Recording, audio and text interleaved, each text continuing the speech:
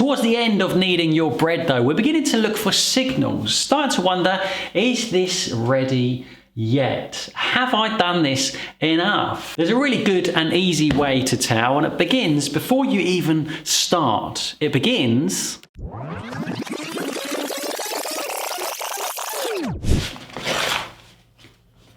here. Roll it!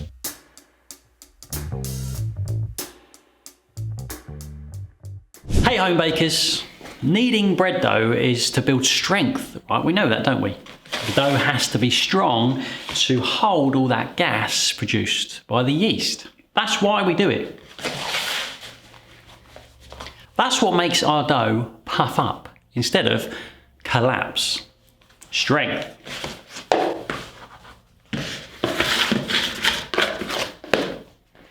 And so the best way to tell if it's sufficiently strong is to have a look at it before you've built that strength at this stage. And then you've got something to go by as you continue on your strength building process of kneading. Take a look at this for a minute. The dough here at this stage is fragile.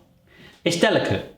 It breaks off really easy. There is zero resistance to what I'm doing if I want to just take it to pieces. It breaks almost under its own weight. Here there's a wet bit.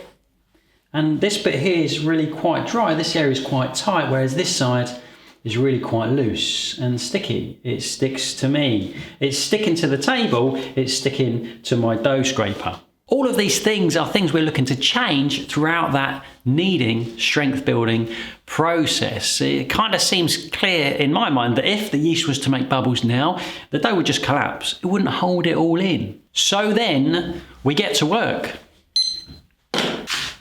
Kneading, stretching, folding, in whatever way you're comfortable with for 8 to 10 minutes. We're stretching out the gluten strands in the dough, building the strength and that intricate web of elastic bands that hold the whole structure together. Giving it a little bit of physical energy for a time, giving it that strength. Now let's go back, or should I say forwards, to where we were.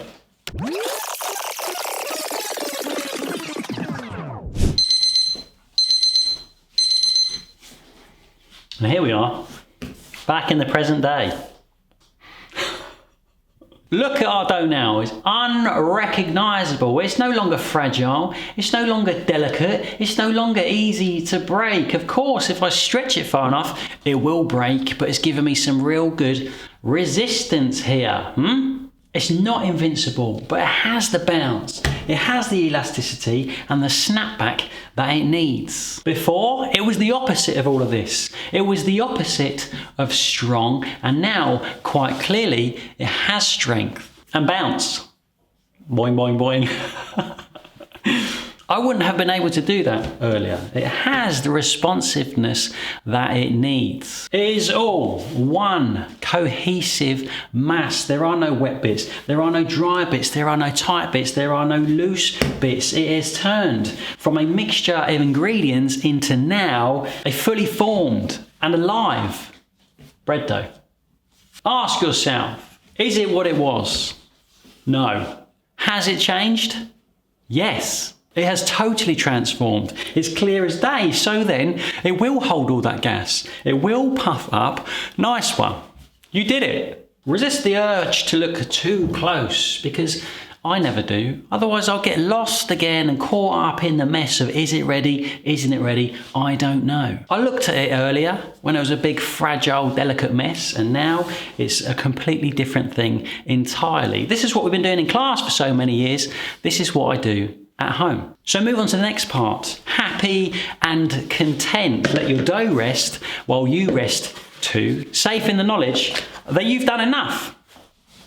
Because you have. Nice work. Now go. Go on. Make that bread. See ya.